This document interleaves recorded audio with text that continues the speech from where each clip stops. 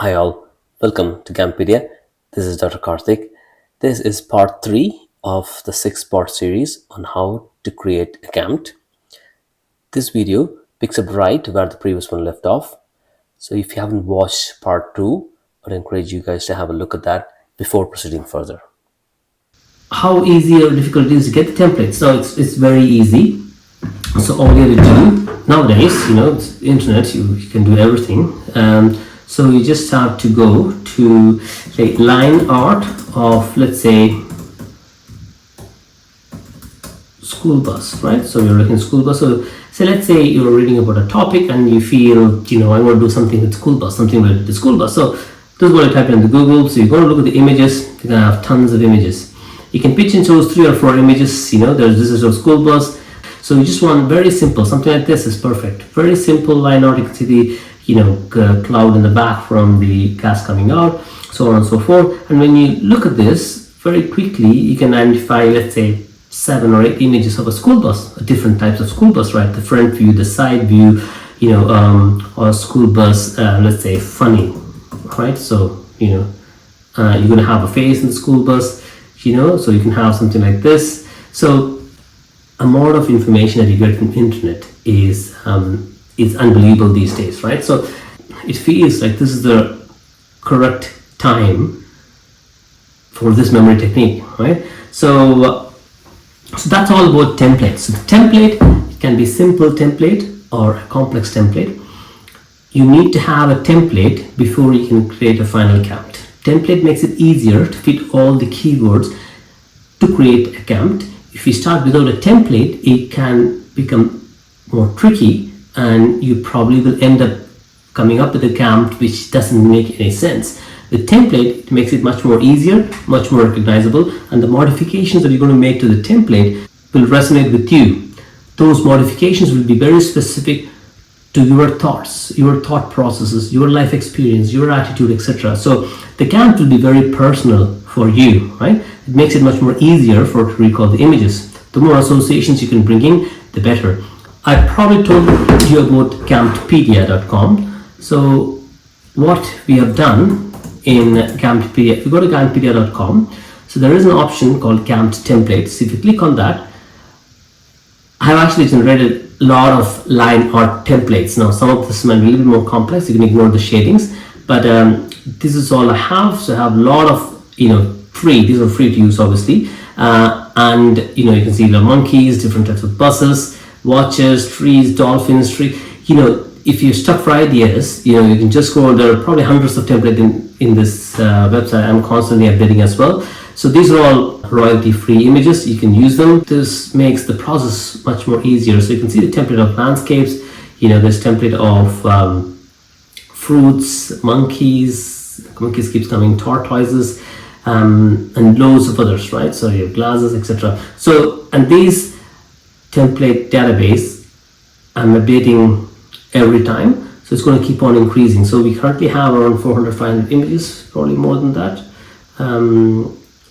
Let's see how it opens up. Yeah, okay, so there you go. So you can actually keep scrolling, and you can actually, sit down for any topic, just open this GAMT template and just go for a template, and that's it, right? It's that easy. Okay, next we're going to go into step 2. Step 2 is where you actually transfer the keywords to create a GAMT. We saw that very briefly in the step 1, but in step 2 is where we're actually going to look into the process exactly. So the first concept you need to understand is there cannot be any redundancy in the GAMT that you're creating. So we already saw what do I mean by that. Say, let's say this is the GAMT you're creating, this is the car that you want to create, and you kind of have a keyword for this part, and this part, and this part, but you actually don't have any keyword for this part. So either you should modify your keywords or add more keywords, or you have to choose a different GAMT or a different template, right? You cannot have a car with only one wheel. Now, you can have a car with one wheel. The problem is that when you have 10 cars with different numbers of wheels, it's going to get confusing very quickly. So it's easier to stick to very standard images that you can recall easily. Car with 2 wheels, the side wheels is universal, so you can call very easily. So it's important that you stick to kind of reasonably normal looking images. Of course, you can add 1 or 2 elements on top, but just to make sure that it kind of represents what it's meant to represent. So let's say you're going for wine glass. So you have glass. So this represents letter V. You want to reduce the thickness here, is too thick. So this represents letter V. The level of the wine represents letter S, and the base represents letter O. So you have nothing to represent the part connecting the cup and the base. If you have something like this, you cannot use this GAMT. So this GAMT has to be cancelled. Either you modify the glass in a way that it fits into your GAMT, so you can do something like this where your glass now becomes, you can change the glass shape itself to something like this. Yeah, this will work, right? This is fine because there is no redundancy here. There's no part of the GAMT that does not represent any keywords. Everything has to mean something, right?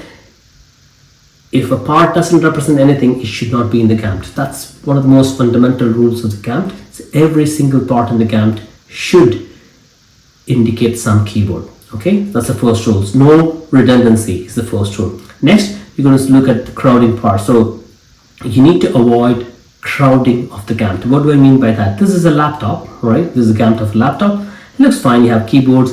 You have a bit of camera here, which is fine. You can even have a power button. It's okay. You can have some basic stuff, but this is just too complex. Now you have tree here, you have bicycle, you have a bench, a dog, somebody carrying a suitcase, another tree, sun, clouds, mountains, and then you have the junction of this laptop. You have the Lenovo laptop key in the middle, and you have the power button, the volume button. Just this is just too crowded. Now you can have this as a part of the laptop, but not as multiple individual elements thrown in together. So you can actually have this. That's okay. It becomes part of the laptop. This is fine. If you have an image, you just have to keep it simple because you already have a laptop that carries a lot of detail. If you have more details into it, what's going to happen is very quickly you're going to kind of forget what's actually inside the laptop. So it's important to keep it less crowded. So that's the words. Avoid crowding. The next important point that you need to remember. The first point is no redundancy. Second thing is avoid crowding. Third thing is you want to create a neat image with neat labeling. This is very important. I cannot overemphasize how important this is. Look at this image, right? Now it's very obvious, but a lot of people don't really think about it at the start. So if there's an image, you're kind of creating GAMT in a hurry. This is supposed to represent R, and this is supposed to represent W, L and M, etc. This is D, C, M, and you're labeling it haphazard. You're labeling in the same color as the GAMT, and it's very, it's not clear. Now, this is much better image. Now, I'm not saying it's a fantastic image of a GAMT of a bird, but you can make out the parts very easily.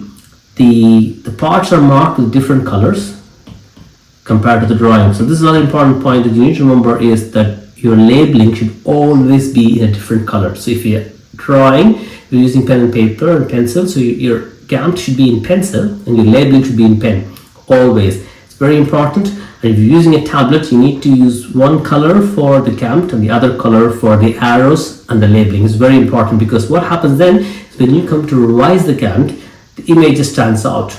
There's no confusion. You're not distracted by the labeling. The image just stands out, and that's all you need to remember, right? Okay. So neat image and neat labeling is very, very important. So this completes part 3 of the 6-part series on how to create GAMT. I have created a playlist. So if you have the autoplay enabled, the next video should automatically play on. I'll see you in the next one. So learn it, GAMT it.